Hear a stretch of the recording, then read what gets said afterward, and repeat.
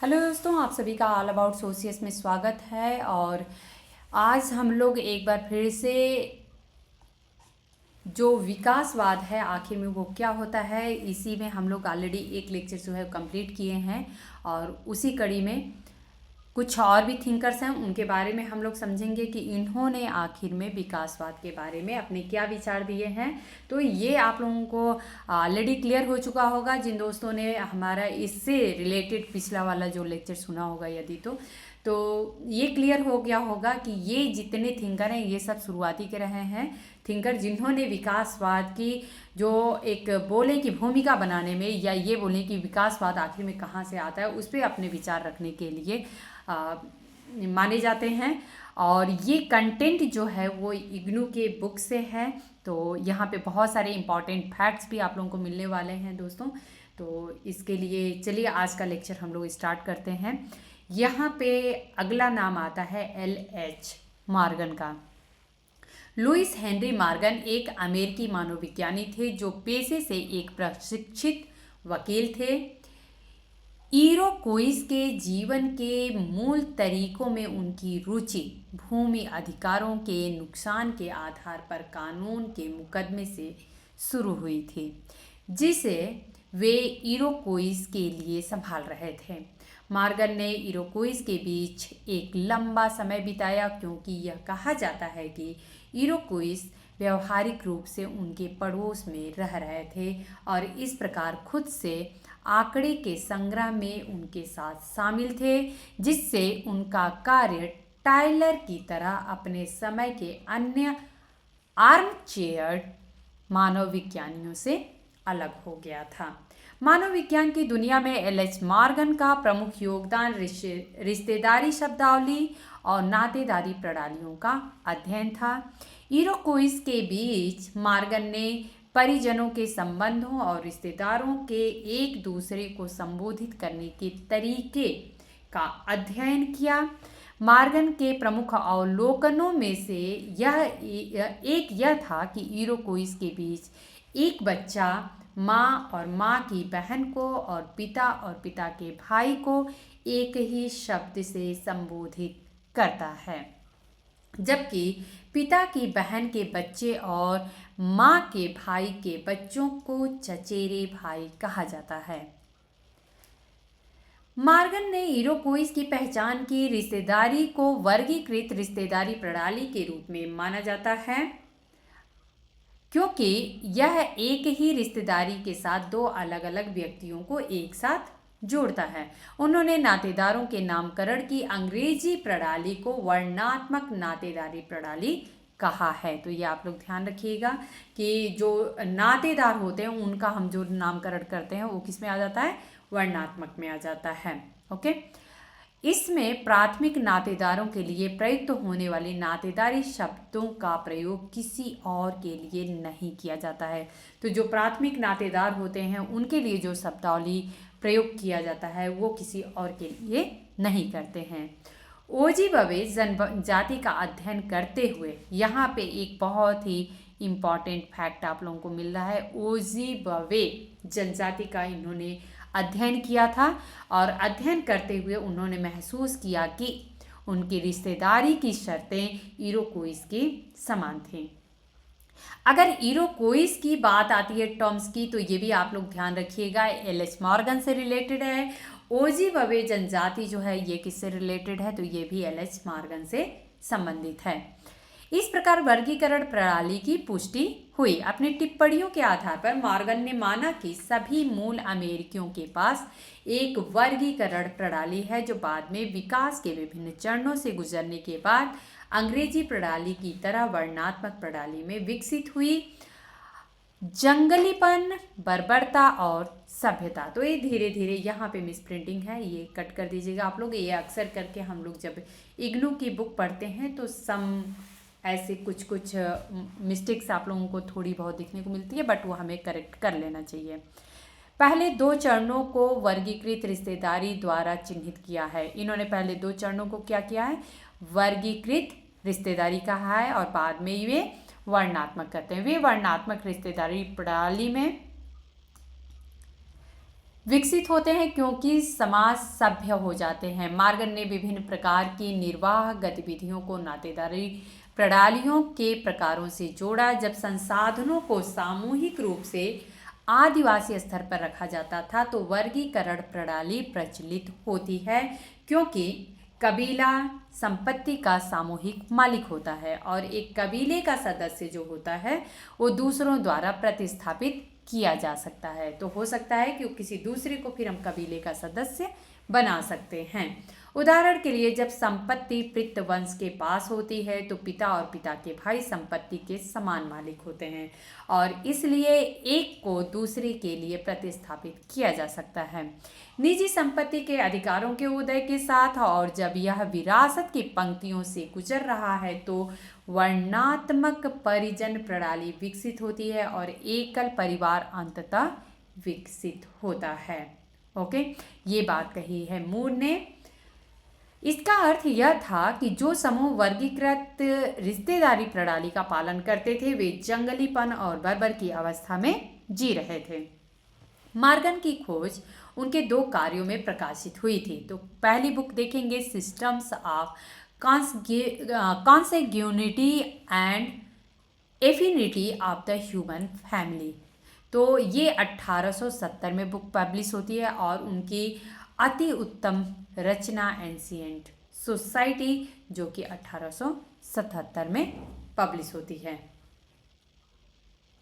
हम लोग अक्सर करके कॉन्सेग्यूनिटी का टॉम मॉर्गन से जोड़ के देखते भी हैं। ओके, मॉर्गन ने अपने काम में कहा था कि ये उनका कथन है, तो आप लोग विशेष रूप से ध्यान रखना बच्चों।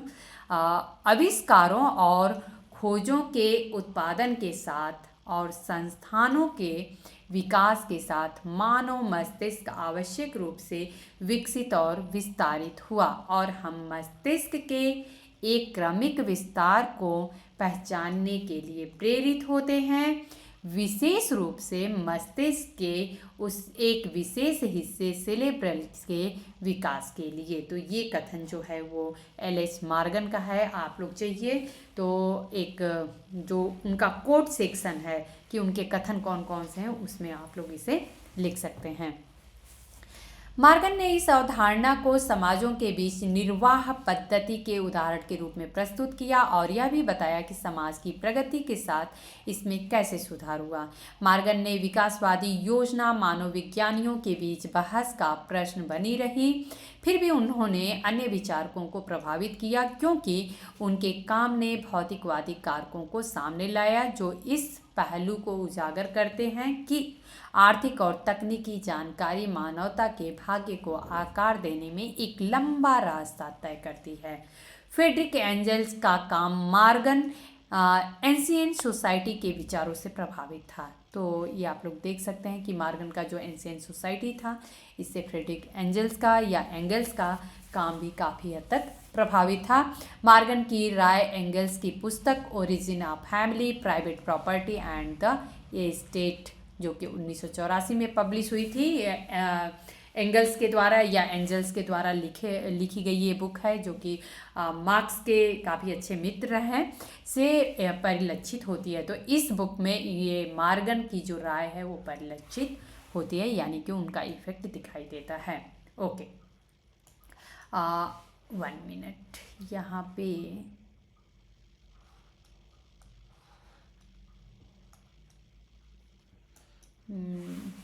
One minute. जे बैकोफेन ग्रीक और रोमन साहित्य से प्रेरित होकर जोहान जैकब बैकोफेन ने मातृ अधिकार या प्रागैतिहासिक मातृसत्ता की अवधारणा को सैद्धांतिक रूप दिया था। 1861 में प्रकाशित दास मटररेट या मातृ अधिकार में बैकोफेन ने, ये उनकी भाषा में है तो ये मटररेट्स करके है, दास मटररेट्स हर जगह यही दिखता है। ओके, बैकोफेन ने प्राचीन दुनिया में मातृसत्ता के धार्मिक और न्यायिक चरित्र पर ध्यान दिया था। उन्होंने कब्र चित्रों और उनके प्रतीकवाद का अध्ययन किया और लिंग संबंधों की व्याख्या उन पर पितृसत्तात्मक के रूप में की जहां महिला को एक वस्तु के रूप में दर्शाया गया है। उन्होंने सभ्यता को पश्चिम और पितृसत्ता के साथ और मातृसत्ता को विकास की निचली अवस्था के साथ जोड़ा, जहां समाज पितृत्व जैसी अमूर्त अवधारणाओं में सोचने के लिए पर्याप्त उन्नत नहीं है और केवल जैविक मातृत्व के बारे में जानते हैं।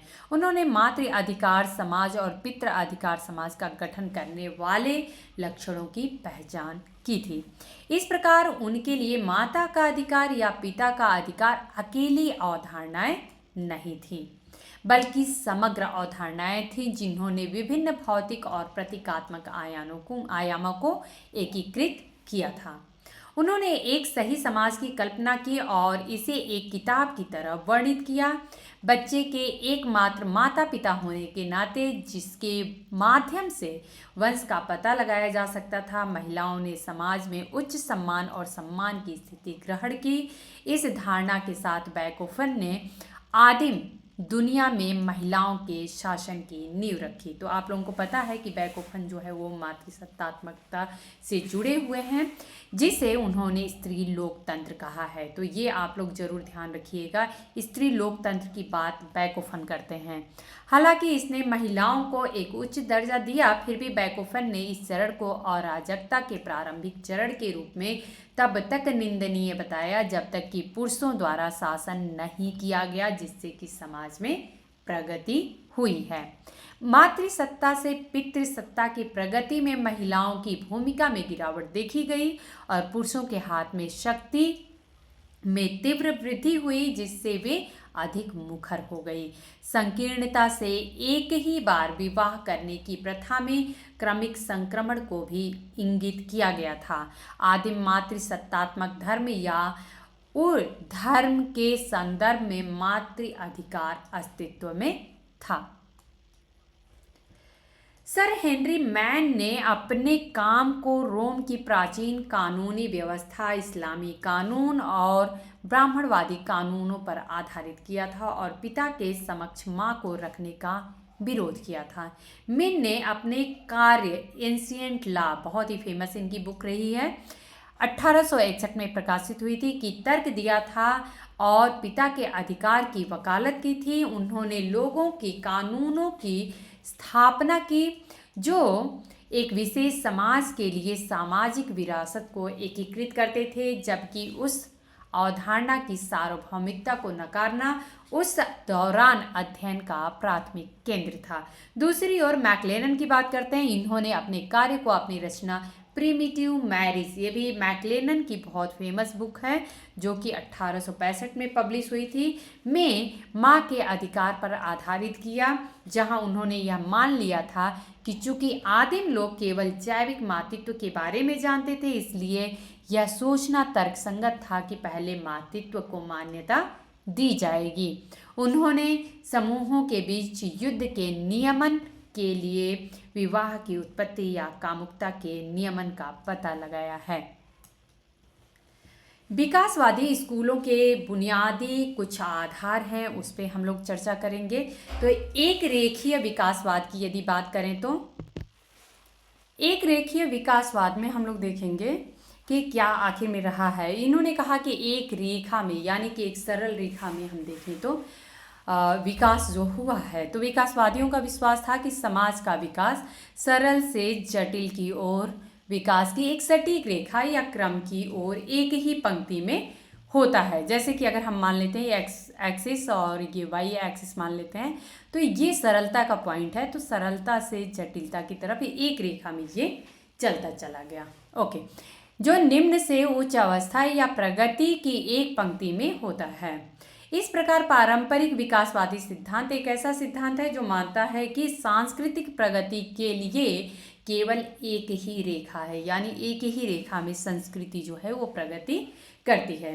वहीं पे सार्वभौमिक विकासवाद क्या कहता है, इसको भी हम लोग देखेंगे। दुनिया भर में हो रहे विकास पद्धति पर जोर दिया गया था और यह मानव जाति की मानसिक एकता की अवधारणा पर आधारित था।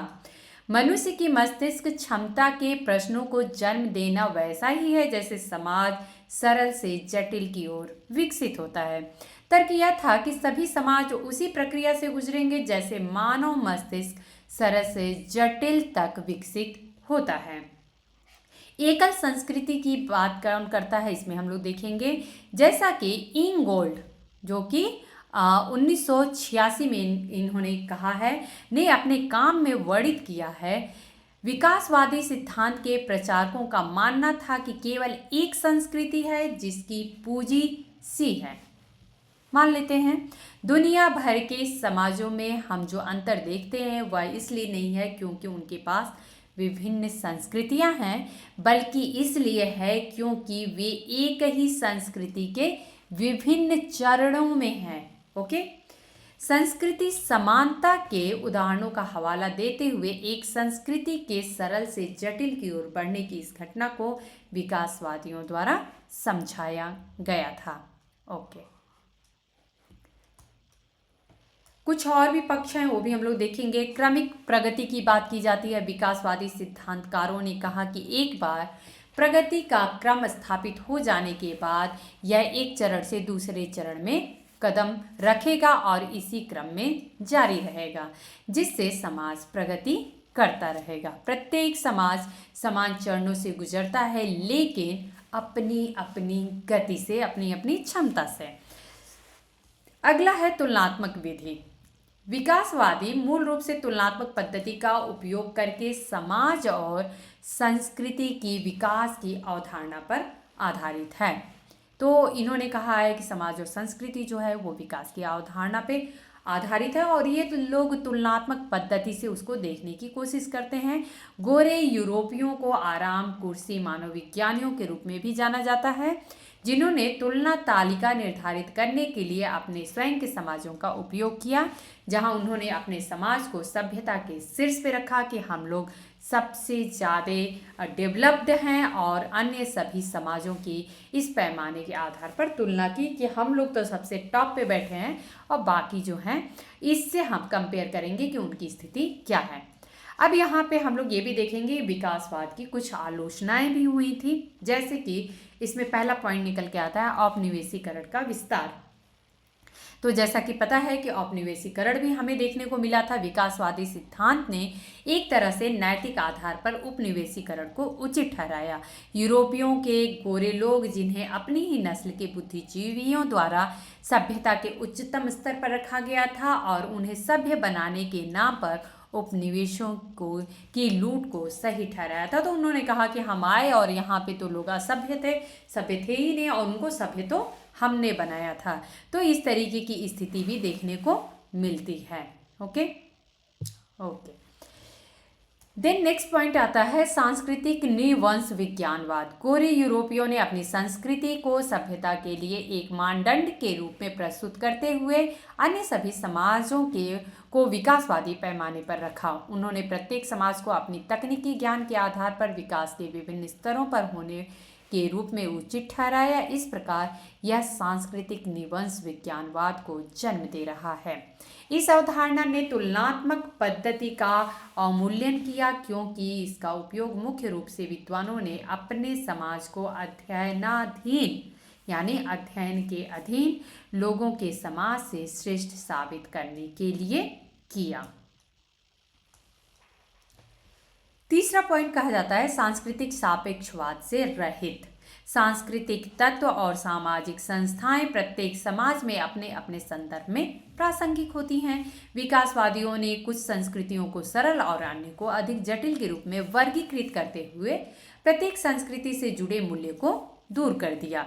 विकासवादियों ने धर्म, अर्थव्यवस्था और राजनीतिक व्यवस्था जैसी सामाजिक संस्थाओं को विभिन्न संस्कृतियों में व्यक्तिगत रूप से उनकी तुलना करने के लिए अलग अलग किस्में बनाने के रूप में माना था।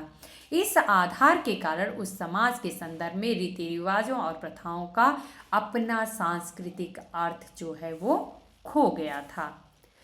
चौथा पॉइंट आता है अनुभवजन्य आंकड़ों का अभाव, यानी कि जो हम एक अनुभव करके जो आंकड़े एकत्रित करते हैं उसका हमें अभाव देखने को मिलता है। बाद के मानव विज्ञानियों ने इस तथ्य की ओर इशारा किया कि अधिकांश आंकड़ों को जोड़ दिया गया था, क्योंकि कोई प्रत्यक्ष आंकड़ा संग्रह नहीं था।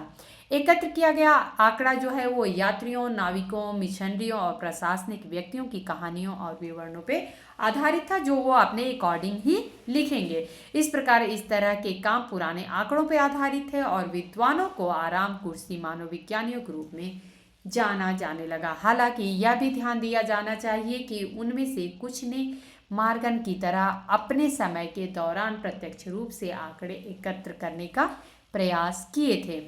फिर भी एक सटीक पद्धति का अभाव था और इस प्रकार वैज्ञानिक शक्ति से वंचित हो गया। अपर्याप्त कड़ी भी अगर ये देखें तो एक पॉइंट निकल के आता है। फ्रांस बोआस, मार्गरेट मीड और अमेरिकी संस्कृति स्कूल के अन्य विद्वानों ने मानव जाति की मानसिक एकता की अवधारणा के आधार पर सार्वभौमिक विकास पर सवाल उठाया, क्योंकि यह सांस्कृतिक विविधताओं की व्याख्या नहीं कर सका। इसके अलावा बाद के अध्ययनों से पता चला है कि मार्गन की तकनीकी प्रगति के आधार पर विकास की अवधारणा पॉलिनेशियन प्रमुखों की व्याख्या नहीं कर सकती है, जो जटिल राजनीतिक व्यवस्था पर आधारित थे। फिर भी तकनीकी रूप से वे बहुत पीछे थे, क्योंकि उनकी संस्कृति में मिट्टी के बर्तनों के उपयोग के बारे में भी नहीं पता था कि मिट्टी के बर्तन भी उपयोग में लाए जाते हैं। इसी कड़ी में एक और टर्म आता है और वो होता है नव विकासवाद। नव विकासवाद आखिर में क्या है, इसको भी हम लोग थोड़ा समझेंगे। विकासवादी दृष्टिकोण के पुनरुद्धार का श्रेय सांस्कृतिक नव विकासवादियों, जिसमें कि लेस्ली ए वाइट, इनका जीवन काल यहाँ पे दिया गया है 1900 से 1975, जूलियन एच स्टीवर्ट 1902 से 1972, एलमन आर सर्विस 1915 से 1996 और मार्शल डी सहलेंस 1930 से 2021 तक रहा इनका जीवन काल, इनको दिया जा सकता है। 20वीं सदी के आरंभिक मानवविज्ञानियों ने अनुभववाद की पद्धति को शामिल करके और विकासवाद को मापने के तर्कसंगत मानदंड विकसित करने का प्रयास करके पारंपरिक विकासवादी सिद्धांतकारों के काम पर पुनः विचार करने का प्रयास किया। लेस्ली वाइट ने संस्कृति को एक विशेष दर्जा दिया, क्योंकि यह मानव की अनूठी क्षमता पर आधारित है और यह इसका विचार है कि संस्कृति को प्रतीकों में दर्शाया जा सकता है। उदाहरण के लिए कलम एक सामग्री है, मानव निर्माण का एक उत्पाद है और इसका एक नुकीला सिरा होता है, जिसका उपयोग मानव द्वारा लिखित शब्दों के माध्यम से अर्थ को अंकित करने और संप्रेषित करने के लिए किया जाता है। इसलिए कलम लेखन का प्रतीक है और भारत का राष्ट्रीय ध्वज हमारे देश का प्रतीक है। तो ये कुछ हमें प्रतीक के रूप में दिखता है, कुछ भी होता है तो प्रतीक बनाने की यह क्षमता मनुष्य का एक अनूठा गुण है कि वो एक सिंबल बना लेता है। सांस्कृतिक विकास के तंत्र की खोज में उन्होंने कानून स्थापित करने का प्रयास किया। वाइट के अनुसार संस्कृति संचार द्वारा सक्षम है और यह अपने सिद्धांतों और कानूनों के आधार पर विकसित होती है। मानव संस्कृति हमेशा बदल रही है, इसकी गतिशीलता ऊर्जा की खपत से आती है। वाइट के विचार इनकी दो पुस्तकें हैं लेस्ली वाइट के, द साइंस ऑफ कल्चर जो कि 1949 में पब्लिश हुई थी और द इवोल्यूशन ऑफ कल्चर 1959 में लिखे गए थे। वाइट का विकासवादी दृष्टिकोण मूल ऊर्जा का खपत पर केंद्रित था। प्रति व्यक्ति प्रति वर्ष जितनी अधिक ऊर्जा का दोहन किया जाएगा, सांस्कृतिक विकास का पैमाना उतना ही अधिक होगा। जानवरों के साथ हल लगाकर पशु ऊर्जा के दोहन से कृषि उत्पादन में सुधार हुआ है। भोजन में अधिशेष के परिणाम स्वरूप जनसंख्या में वृद्धि हुई है और दहन के लिए जीवाश्म ईंधन के उपयोग से औद्योगिक क्रांति हुई है। उनकी अवधारणा एक सूत्र E/T = C में व्यक्त की गई है, जहां E जो है वो उपयोग की जाने वाली ऊर्जा की मात्रा है, T जो है वो गुणवत्ता या कुशल उपकरण है। तो जितनी ही ज़्यादा ऊर्जा और जितनी ही ज़्यादा कुशल उपकरण होंगे, इन दोनों को यदि हम मल्टीप्लाई कर दें तो आप लोग देख सकते हैं, जिसके परिणाम स्वरूप C संस्कृति के रूप में उत्पन्न होती है। तो यही C की बात उन्होंने की है, जो अभी हम लोग पिछले पेज पे डिस्कस किए थे। तो E/T=C जो है ये एक इम्पॉर्टेंट फैक्ट है दोस्तों, आप लोग ज़रूर नोट कर लीजिएगा कि आखिर में क्या दर्शाता है और ये किसके द्वारा कहा गया है। व्हाइट संस्कृति के विस्तार को खपत की गई ऊर्जा से जोड़ते हैं। हालांकि ऊर्जा की खपत और संस्कृति के विकास के बीच घनिष्ठ संबंध स्थापित किया गया था, लेकिन एक संबंध स्थापित करना स्पष्टीकरण प्रदान करने के लिए पर्याप्त नहीं होता। हम सिर्फ किसी एक पॉइंट पे हम नहीं समझ सकते हैं कि हाँ यही सही है। ओके, इसके अलावा व्हाइट ने यह नहीं बताया कि जटिलता कुछ जगहों पर क्यों उभरी है और दूसरों में क्यों नहीं उभरी है। इसलिए ऊर्जा की खपत से संस्कृति में विकास होता है को साबित करना मुश्किल है। नवविकासवादी मानवविज्ञानी जूलियन स्टीवर्ट को आधुनिक सांस्कृतिक पारिस्थितिकी का अग्रणी माना जाता है। स्टीवर्ट ने विकासवादी विचार को 3 भागों में विभाजित किया था, अर्थात एक रेखीय, सार्वभौमिक और बहुरेखीय। ये ध्यान रखिएगा आप लोग, अक्सर करके एग्जाम में पूछा भी जाता है। स्टीवर्ट की अगर बात करें तो इन्होंने 3 भागों में विभाजित किया है किसको, विकासवादी विचार को, एक रेखीय, सार्वभौमिक और बहुरेखीय। जूलियन स्टीवर्ट का सिद्धांत उनकी संस्कृति की अवधारणा पर आधारित था, जिसमें उन्होंने अपनी पुस्तक थ्योरी ऑफ कल्चर चेंज में संस्कृति को एक केंद्र और एक परिधि के रूप में वर्णित किया है। संस्कृति की इस 2 स्तरीय परिभाषा ने उन्हें संस्कृति परिवर्तन के लिए एक प्रेरक शक्ति के रूप में संस्कृति और पर्यावरण की बातचीत की पहचान करने में सक्षम बनाया है। उनके अनुसार संस्कृति का केंद्र सांस्कृतिक और पर्यावरणीय चर के बीच संबंध से बनता है और इसमें संस्कृति के सामाजिक आर्थिक पहलू जो होते हैं वो शामिल होते हैं। यह संबंध द्वंद्वात्मक है जिसमें संस्कृति पर्यावरण पर कार्य करती है। पर्यावरण बदलता है और यह बदलते हुए वातावरण के अनुकूल होने के लिए संस्कृति को बदलना पड़ता है। तो जब अगर पर्यावरण बदलता है तो हमें उससे अनुकूलन भी करना पड़ता है और अनुकूलन करना पड़ता है तो हमें संस्कृति को भी बदलना पड़ता है। यह स्टीवर्ट की संस्कृति की अवधारणा मार्क्सवाद के द्वंद्वात्मक प्रक्रिया के प्रभाव को दर्शाती है। संस्कृति के परिधीय पहलू वे हैं जो सीधे पर्यावरण से जुड़े नहीं हैं और प्रत्येक संस्कृति को अपना विशिष्ट चरित्र देते हैं। चूँकि अधिकांश मानव समाज पर्यावरण के लिए अनुकूलन के कुछ ही तरीके दिखाते हैं, विभिन्न संस्कृतियों के संस्कृति केंद्र को अनुकूलन के कुछ ज्ञात तरीकों से प्ररूप विज्ञान के योग्य समझा जा सकता है, अर्थात जैसे शिकार, भोजन एकत्र करना, पशुचारण, बागवानी, कृषि और औद्योगिक समाज निर्वाह का तरीका जितना सरल होगा, संस्कृति और पर्यावरण के बीच संबंध भी उतना ही अधिक प्रत्यक्ष होगा, यानी डायरेक्ट टू डायरेक्ट होता है। स्टीवर्ट के अनुसार संस्कृति और पर्यावरण के बीच द्वंद्वात्मक संबंधों द्वारा ली गई दिशा के आधार पर विकास की विभिन्न पंक्तियों का निर्माण करना सैद्धांतिक रूप से संभव है, लेकिन इसके लिए ऐतिहासिक अवधि में बड़ी मात्रा में आंकड़े एकत्र करने की आवश्यकता होती है। स्टीवर्ट विकास की एक पंक्ति का निर्माण करने में सक्षम थे। चूंकि दुनिया के कई पारिस्थितिक क्षेत्र हैं, इसलिए संभव है कि विकास कई दिशाओं में हो सकता है।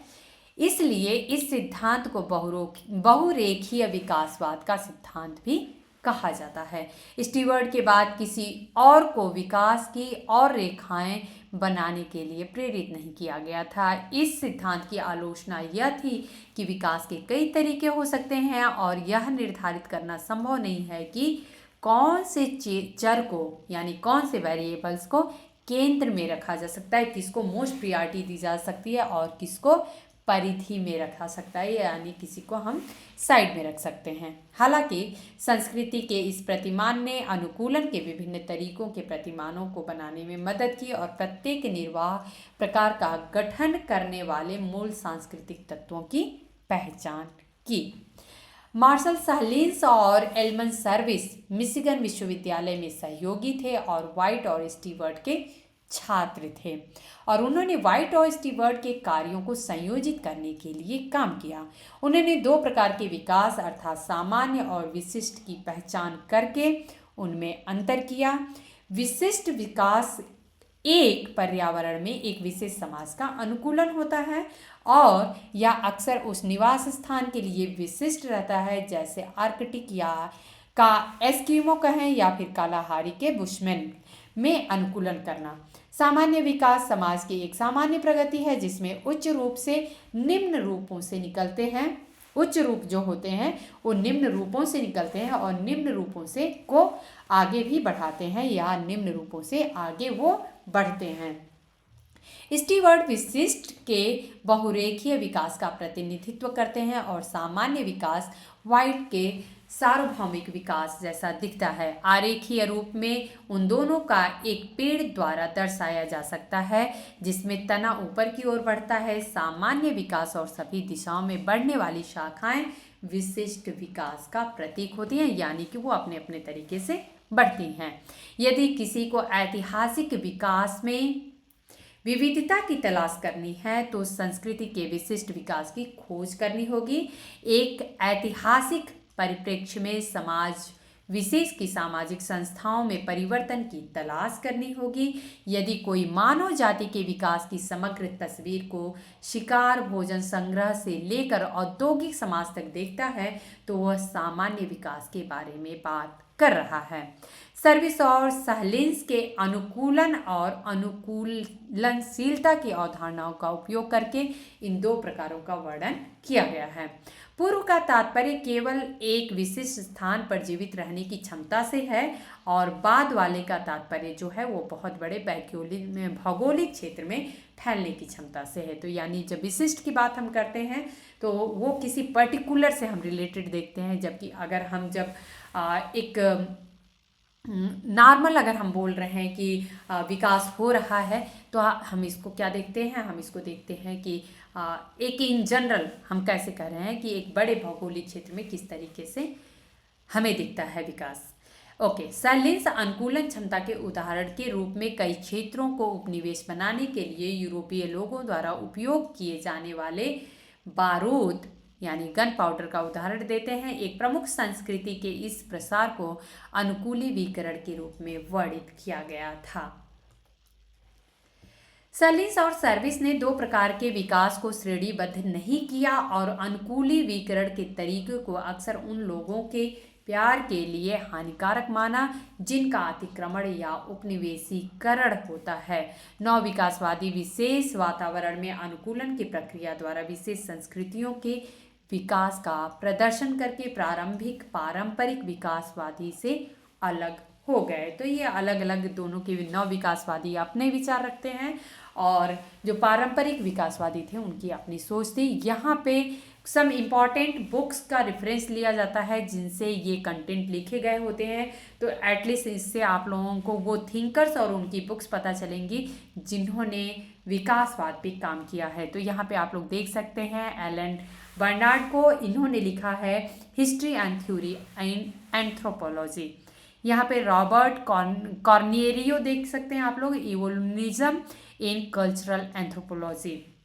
Okay, H.J.M. क्लासन है, इन्होंने लिखा है structural change evolution and evolutionism in cultural anthropology. Evolution and evolutionism की एक यहाँ पे सम इंसाइक्लोपीडिया से भी कंटेंट लिया गया है। यहाँ पे आप लोग देख सकते हैं और हिस्ट्री ऑफ एंथ्रोपोलॉजी जो कि लिखा है हॉलैंड थॉमस एरिक्सन और फिन्स सीवर्ट निल्सन ने। कुछ और किताबें हैं यहाँ पे वो भी हम लोग देख लेंगे। History of anthropological theory A Paul Erickson और लियाम डी मर्फी ने लिखा है। मार्विन हैरिस ने लिखा है the rise of anthropological theory. यहाँ पे आप लोग देख सकते हैं बहुत ही डिफरेंट बुक दिखी दोस्तों, द ABC ऑफ इवोल्यूशन, ये है जोसेफ मैकेब जोसेफ ने लिखा है। ओके, डी जेरी मुरे, इन्होंने लिखा है vision of culture and introduction to anthropological theories and theorist. L S. Morgan की बुक आप लोगों को पता है ancient society or researches in the lines of human progress from savagery through barbarism to civilisation. Herbert Spencer की social statics. The survival of the fittest, इससे भी content लिया गया है। ओके, और the principle of sociology. Next आप लोग देखेंगे एच सिडकी की perspective on culture, a critical introduction to theory in cultural anthropology. And then आप लोग देख सकते हैं most important book E.V. Tylor की प्रीमिटिव कल्चर वॉल्यूम 1 से कुछ कंटेंट यहाँ पे लिए गए हैं जो कि 1920 में पब्लिश हुई थी। तो दोस्तों विकासवाद पे ये इग्नू से संबंधित कंटेंट था। आई होप कि इसमें से काफ़ी कुछ कंटेंट आप लोगों के लिए इंफॉर्मेटिव रहा होगा, और आई होप कि मैं जो भी लेक्चर बनाती हूँ वो आप लोगों के जो प्रिपरेशन होती है उसमें हेल्प करता होगा। आप लोगों के सम डाउट्स होते हैं कि क्या मैं कभी पेड क्लास लेती हूँ या सम क्लासेस में चलाती हूँ, तो मैं आप लोगों को बता दूँ कि मैं ये जो क्लासेस में चलाती हूँ ये टोटली फ्री ऑफ कास्ट है, और मेरी बस ये एक पहल है कि जिससे कि आप लोगों को रिलायबल जो कंटेंट है प्रिपरेशन के लिए आप लोगों के मिल जाए। अगर मैं कुछ आप लोगों की हेल्प कर सकती हूँ तो वो मेरे लिए बहुत अच्छी बात है, मुझे अच्छा लगता है कि मैं कुछ आप लोगों की हेल्प कर पाती हूँ। तो मिलते हैं नेक्स्ट लेक्चर में। धन्यवाद।